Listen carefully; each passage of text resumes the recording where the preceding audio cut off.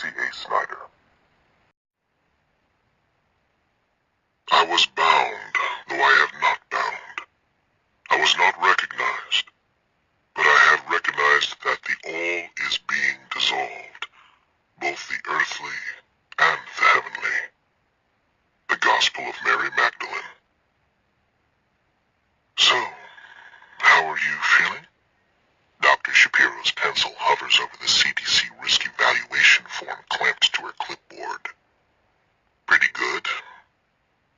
When I talk, I make sure my tongue stays tucked out of sight. I smile at her in a way that I hope looks friendly, and not like I'm baring my teeth. The exam room mirror reflects the back of the good doctor's head.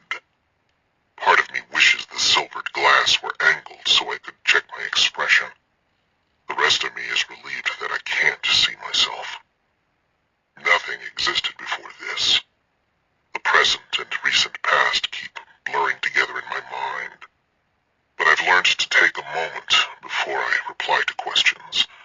Speak a little more slowly to give myself the chance to sort things out before I utter something that might sound abnormal. My waking world seems to have been taken apart and put back together so that everything is just slightly off. The geometries of reality deranged. Most of my memories before the virus are as insubstantial as dreams. The strongest of them feel like borrowed clothing. The sweet smell of peas fresh from my garden. The crush of hot perfumed bodies against mine at the club, and the thud of the bass from the huge speakers. The pleasant twin burns of the sun on my shoulders, and the exertion in my legs as I pedal my bike up the mountainside. The life I had in those memories is gone forever. I don't know why this is happening to humanity. To me. I'd like to think there's some greater purpose, some meaning in all this, but God help me, I just can't see it. So, is the new job going well? Are you able to sleep? My doctor shines a penlight in my eyes and nostrils and marks off a couple of boxes. Thankfully, she doesn't ask to see my tongue. It's the same set of questions every week. I'd have to be pretty far gone to answer badly and get myself quarantined. The endless doctor visits wear down other type 3s, but I hang on to the belief that someday there might be actual help for me here. I nod. It's fine. I have blackout curtains. Sleep's not a problem. They seem pretty happy with my work. My new supervisor is a friendly guy, but he always has an excuse for why he can't meet with me in person, preferring to call me on his cell phone for our weekly chats. I used to bounce from building to building, repairing computers, spending equal amounts of time swapping gossip and hardware. After I got out of the hospital, I went on the graveyard shift in the company's cold network operations center.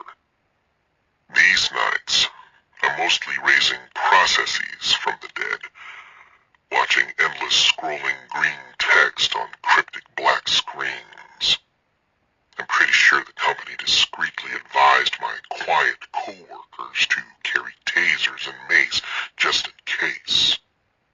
Do you feel that you're able to see your old friends and family often enough? Dr. Shapiro asks. Sure,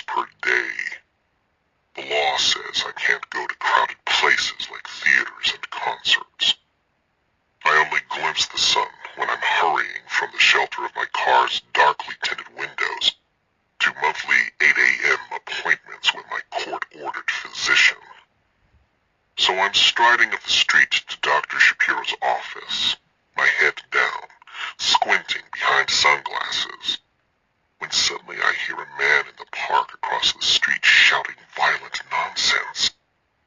Or he used to be a man anyhow. He's wearing construction boots, ragged Carhartt work overalls, and a dirty gray t-shirt, all freshly spattered with the blood of the woman whose head he is enthusiastically cracking open against the curb. He howls at the sky, and I can see he's missing some teeth. Probably whatever he did for a living didn't pay him enough to see a dentist. But his skin looks flush and smooth, so much healthier than mine. And for a moment, I envy him. He stops howling and meets my shadowed stare, breaking into a gory, gap-toothed smile. The kind of grin you give an old, dear friend. I've never laid eyes on this wreck before, and the woman beneath him is beyond anyone's help. They both are. I don't want to be outed. Not here. Not like this. So I pretend I don't even see him and stride on. A few seconds later, I hear the spat of rifle fire and the thud of a meaty body hitting the pavement, and I know that the SWAT team just took out ragged Carhartts. They're never far away. Not in this part of town. And once they've taken out one Type 3, they don't need much excuse to kill another, even if you're just trying to see your doctor like a good citizen. "Oh, God," a lady says. She and another 40-ish woman are standing in the doorway of an art gallery, staring horrified at the scene behind me. They're both wearing batik dresses and lots of handmade jewelry. "That's the third one this month. If this keeps up, we'll have to close." The other woman shakes her head, looking gray-faced. "Nobody will want to come here. The whole downtown will die, not just us. The theaters, the museums, churches, everything." "I heard something on NPR about a new kind of gel to keep the virus from spreading," the first woman replies, sounding hopeful. I keep moving. Her voice fades away. People still talk about contagion control as if it matters. As if masks and sanitizers and prayers can stop the future. The truth is, unless you've been living in some isolated Tibetan monastery, you've already been exposed to polymorphic viral gastroencephalitis. Maybe it gave you a bit of a headache and some nausea, but after a few days bed rest, you were going out for Thai again. Congratulations! You're Type 1, and you probably don't even know it. But maybe the headache turned into the worst you've ever had, and you started vomiting up blood and then your stomach lining, and when you came out of the hospital, you'd lost the ability to digest most foods and to make certain proteins. And in the absence of those proteins, your body has trouble growing and healing. The enzymes your DNA uses to repair itself don't work very well anymore. Sunlight is no longer your friend.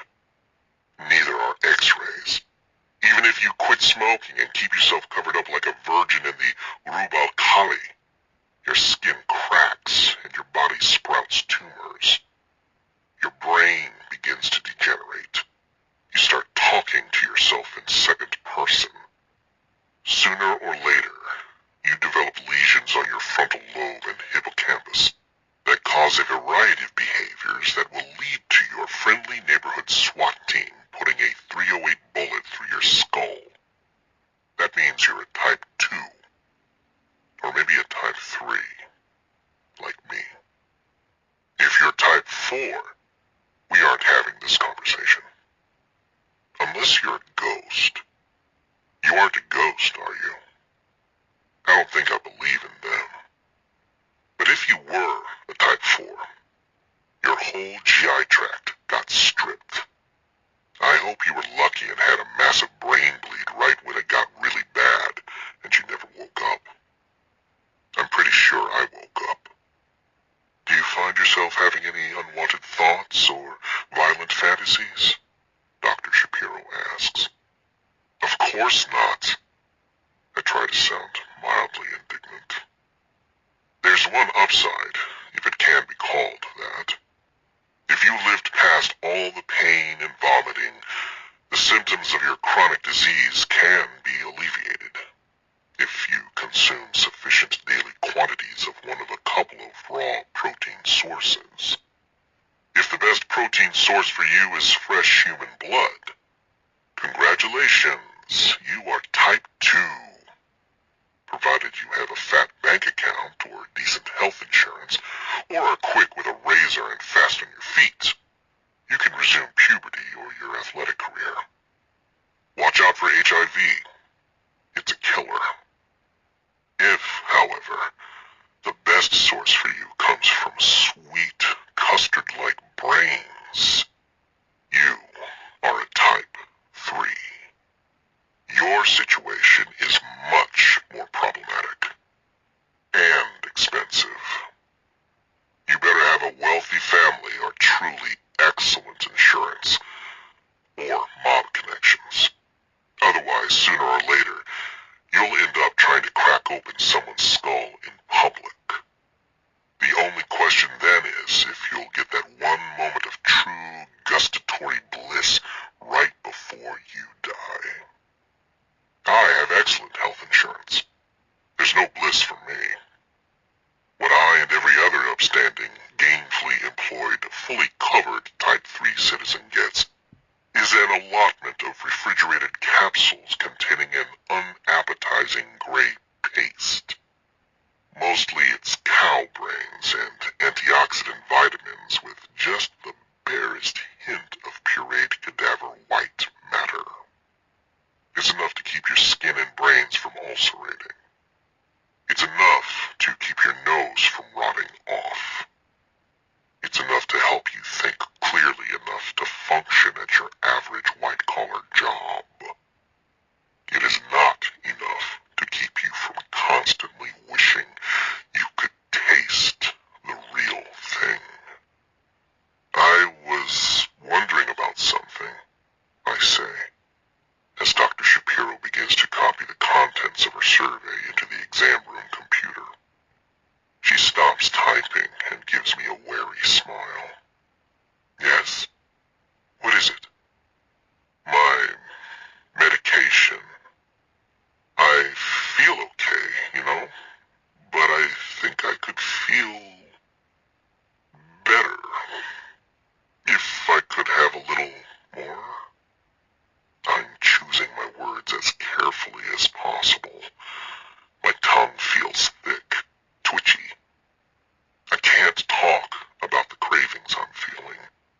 I can't mention wanting more energy because nobody in charge wants someone like me feeling energetic. I wonder if there's a sniper watching from behind the mirror on the wall. Has he tightened his grip on his rifle? Are gas canisters waiting to blow in the air conditioner vent above me? My skin itches in dread anticipation. Dr. Shapiro hedges. Well, I know there's been a shortage of raw materials these days. I swallow down my impatience and worry. The capsules are 98% cow brains, for God's sake. Probably they can squeeze a single human brain for thousands of doses. I can't imagine the pharmaceutical companies are running short of anything. Could you check, just the same? Could you ask for me? I sound meek, pathetic, the opposite of hostile. That's good. She gives me a pitying look and sighs. The mirror doesn't explode in gunfire. Gas doesn't burst from the vents.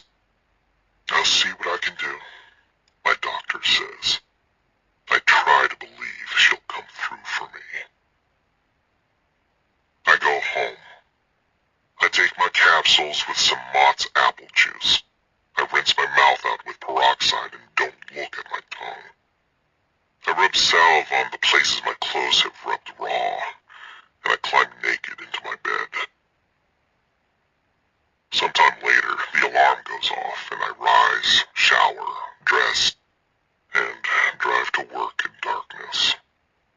My shift is dull clockwork, until just after gray drizzling dawn, when one of the new tech leads comes in to talk to my coworker George about some of the emergency server protocols.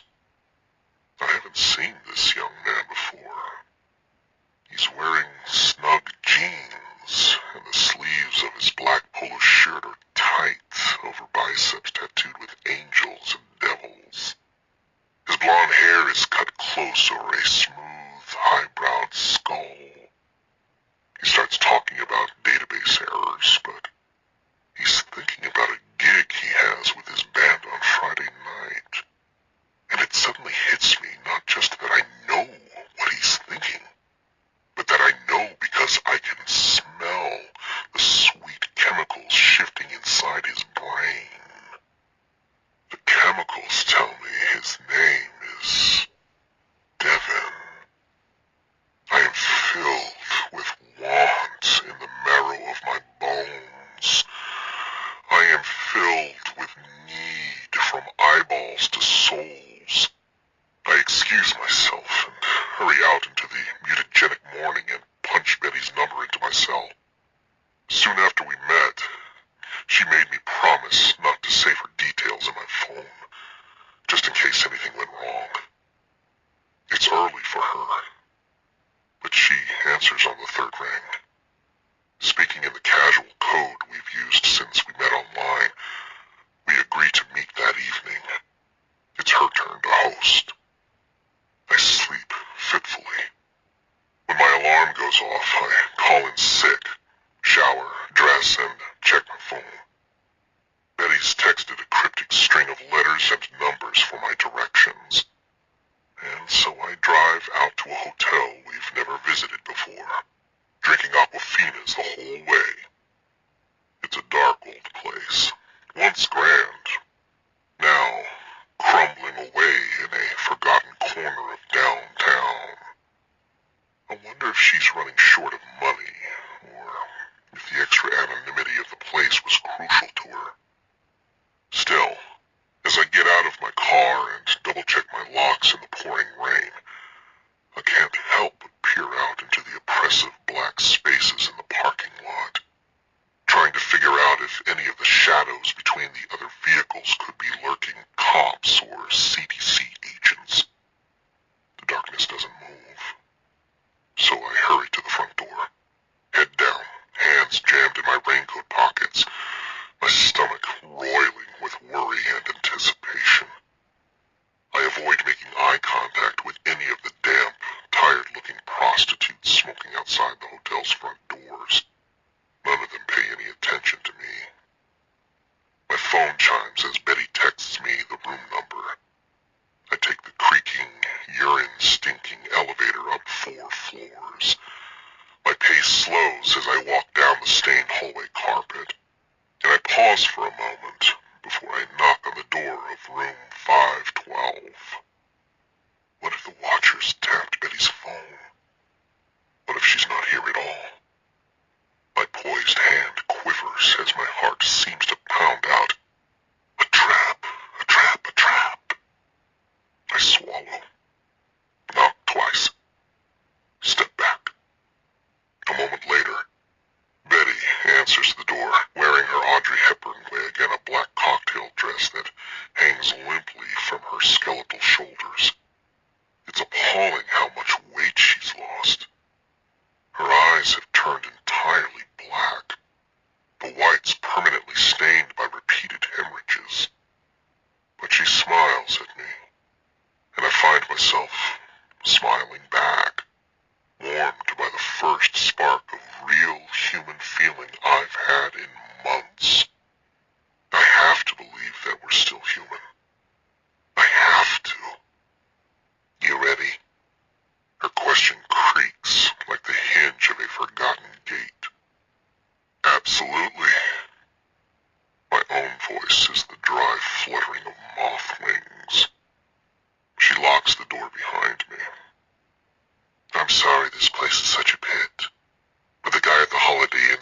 asking all kinds of questions, and this was the best I could do on short notice.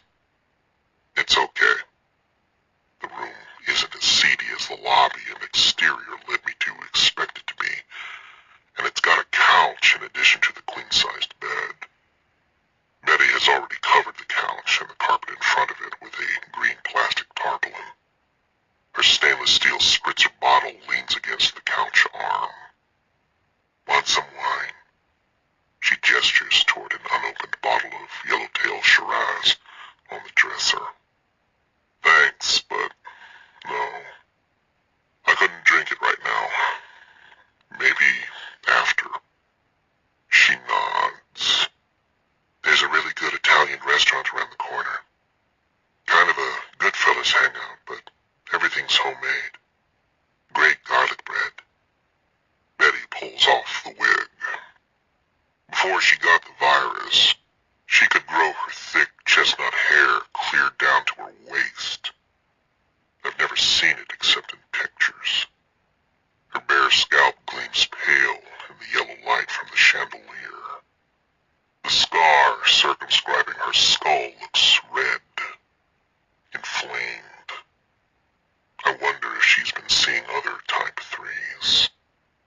I quickly tamped down my pang of jealousy.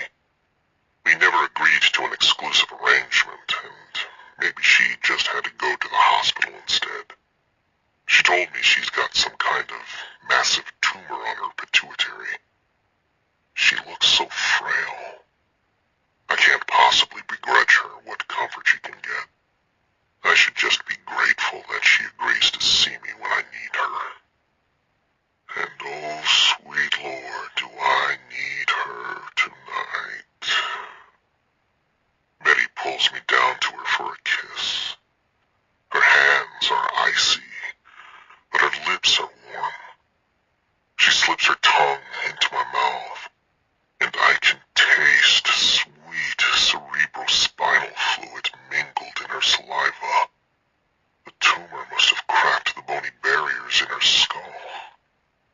Before I have a chance to try to pull away, my own tongue is swelling, toothed pores opening and nipping at her slippery flesh.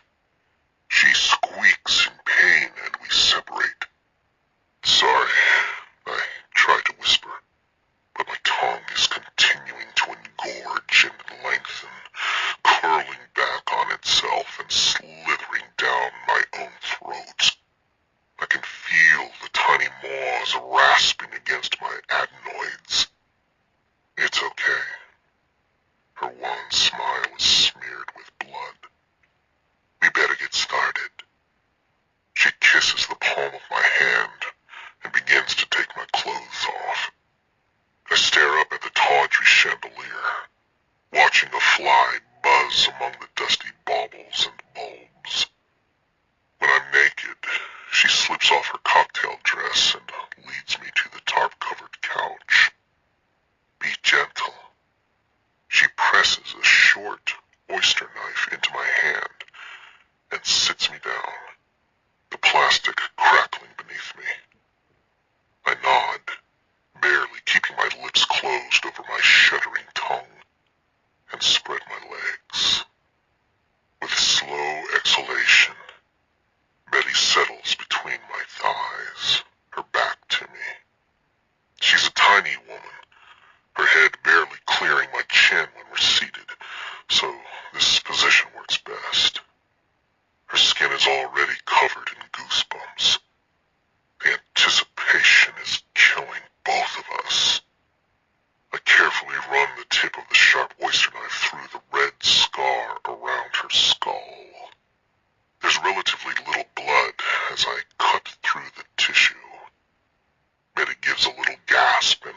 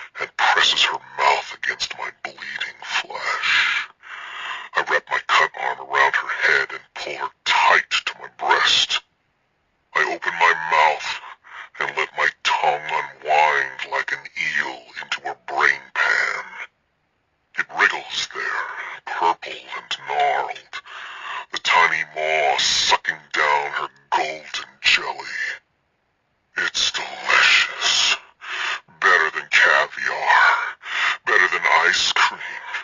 Better than anything I've had in my mouth before. Sweet and salty and tangy and perfect. The jelly gives me flashes of her memories and dreams. She's been with other type 3s. She's helped them murder people. I don't care. I keep drinking her in, my tongue probing all the corners of her skull and sheathed wrinkles of her brain to get every last gooey drop. I can control my tongue, but just barely. It's hard to keep it from doing the one thing I'd dearly love, which is to drive it through her membrane deep between her slippery lobes. But that would be the end of her. The end of us. No more. All over. Bye-bye. A little of what my body and soul craves is better than nothing at all. Isn't it? My arm aches, and I'm starting to feel lightheaded on top of the high. We're both running dry. I release her, spritz her brain with saline, and carefully put the top of her head back into place.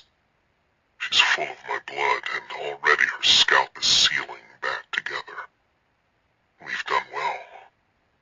We spilled hardly anything on the tarp this time, but my face feels sticky, and I've probably even gotten her in my hair. She daintily wipes my blood from the corners of her mouth and smiles at me. Her skin is pink and practically glowing, and her boniness seems chic rather than diseased. Want to go to that Italian place after we get cleaned up? Sure. I'm probably glowing too. My stomach feels strong enough for pepperoncinis. I head to the bathroom to wash my face. But when I push open the door, I find myself in Dr. Shapiro's office. She's staring down at an MRI scan of somebody's chest. The monochrome bones look strange, distorted. There's definitely a mass behind your ribs and spine. It's growing fast, but I can't definitely say it's cancer. I'm dizzy with terror. How did I get here? What mass? How long have I had a mass? What should we do? I stammer. She looks up at me with eyes as solidly black as Betty's. I think we should wait and see. I back away, turn, push through her office door, and I'm back in a rented room. But not the downtown dive with the dusty chandelier. It's a suburban motel someplace. Have I been here before? The green tarp on the king-sized bed is covered in blood and bits of skull. There's a body wrapped in black trash bags, stuffed between the bed and the writing desk. Did I do that? What have I done? Oh, God, please make this stop. I have to lean against the wall to keep myself from tumbling backward. Betty comes out of the bathroom, dressed in a spattered silk negligee. I think it used to be white. There's gore in her wig. Her eyes go wide. I told you not to come here. She grabs me by my arm, surprising me with her strength. In the distance, I can hear sirens. They'll be here any minute. Get away from here, fast as you can. She presses a set of rental car keys into my palm, hauls me to the door, and pushes me out into the hallway. And I'm stepping into the elevator at work.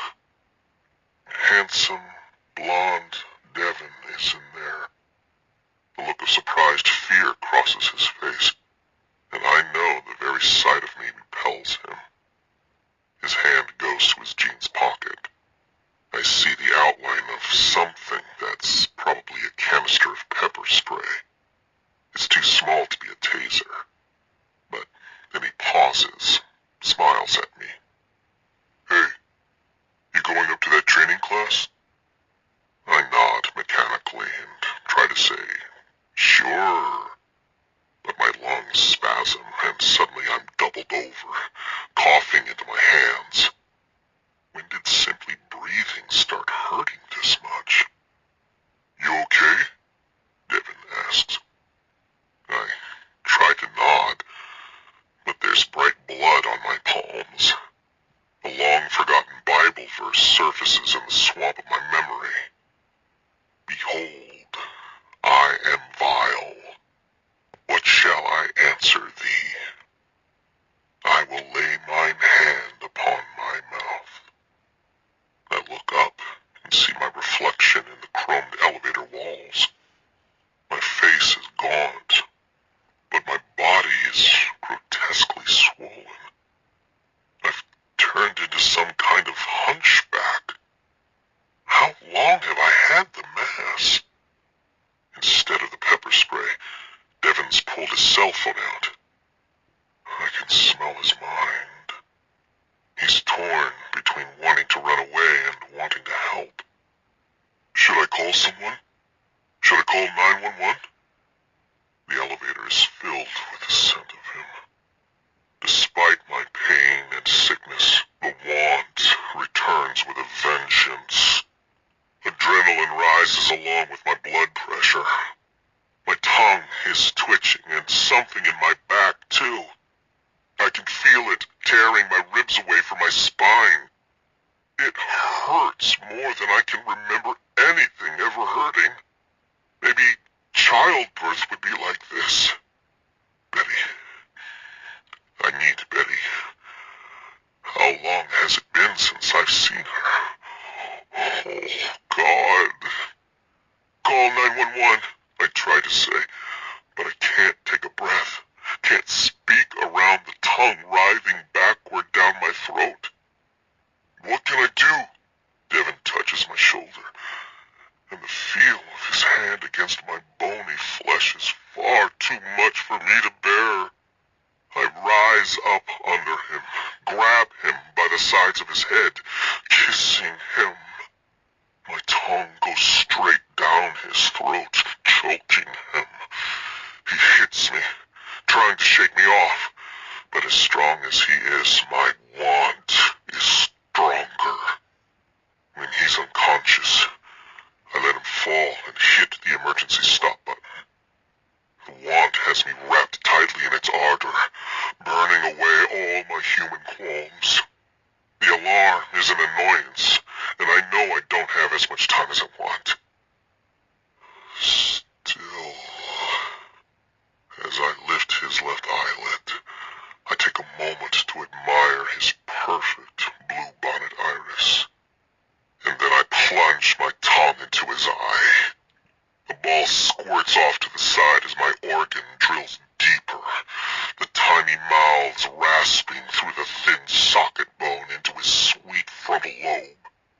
After the first wash of cerebral fluid, I'm into the creamy white meat of him and... Oh, God. This is more beautiful than I imagined. I'm devouring his will, devouring his memories, living him through and through. His first taste of wine, his first taste of a woman, the first time he stood on stage. He's at the prime of his life, and oh, it's been a wonderful life, and I am memorizing every second of it as I swallow down the contents of his lovely skull. When he's empty, I rise from his shell and feel my new wings break free from the cage of my back. As I spread them wide in the elevator, I realize I can hear the old gods whispering to me from their thrones in the dark spaces between the stars. I smile at myself from the distorted chrome walls. Everything is clear to me now. I have been chosen. I have a purpose. Through the virus, the old gods tested me and deemed me worthy of this holiest of duties. There are others like me. I can hear them gathering in the caves outside the city. Some died, yes, like the Ragged Man. But my becoming is almost complete. Nothing as simple as a bullet will stop me then. The earth is ripe. Human civilization at its peak. I and the other archivists will preserve the memories of the best and brightest as we devour them. We will use the blood of this world to write dark, beautiful poetry across the walls of the universe. For the first time in my life, I don't need faith. I know what I am supposed to do in every atom, in every cell of my body. I will record thousands of souls before my masters allow me to join them in the star shadows. And I will love